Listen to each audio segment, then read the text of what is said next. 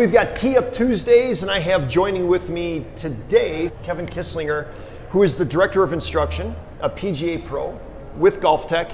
And he wouldn't like me to say this, but he probably does more lessons than anybody in southeastern Wisconsin. All the cool kids work with him, many of our clients, because all the cool kids train here. So, Kevin, what is the basic foundational first question that many amateur golfers have when they come to you the first time? Yeah, so many players want to hit the ball more consistently. That's the most common goal they have. And hitting it consistently is being able to hit it in the center of the club face and being able to control the low point of the golf swing. So where you strike the ground. Awesome. And it's a daunting task, and everyone's pretty bad at it. Myself included. There's several reasons for it, but number one is people don't control the sways of their body very well. Okay. So they have way too much lateral movement away from the target on the way back. Yep. And they don't have enough lateral movement towards the target on the follow-through. So what you're talking about is, you said not enough lateral movement away from the target. Too much on the way back. Too much. Yep. So in my vernacular, we could call that they're leaking power because they're not controlling that reach there, and then they don't have enough stability or control over their body coming through the swing. Yeah, could definitely be part of it. I think part of misconceptions in the brain that people think they need to load up on the right side to be able to hit it far. I think people try to lift it in the air to be able to get it off the ground. I think it's a combination of misconceptions and not knowing how to use the body and control the body. Yeah, and we were talking just a bit earlier. I'm not a golfer. We train a lot of golfers.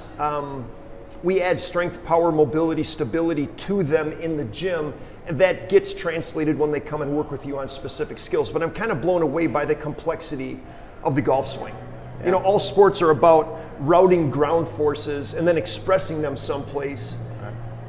And usually, in my world, it's an expression up the chain with your hands or with an arm or something like that. But with golf, it's expressing through that, then add, 3 feet, to the golf, and you got to express it out the club. So how do we get started on this? Yeah, so to watch your sways, very easy training tool. You can use a driveway stick or a limonade.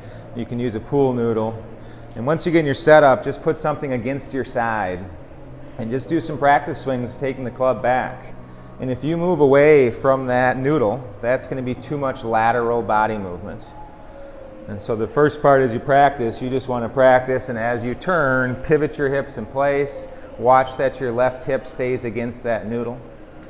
And then secondly, on the follow through, while we turn in place on the way back, on the follow through you want to be able to push through that pool noodle as much as you can, getting all your weight on that left side.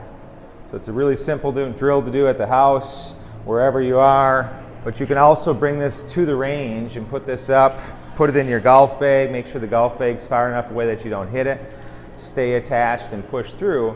You'll get more power, and you'll also have the ability to strike the ground in the same spot all the time. That's awesome. Good tactile cue that you can feel, and that's just the beginning of some tips and tricks that we're going to be doing with Kevin Kisslinger from Golf Tech. Yeah, forward to it.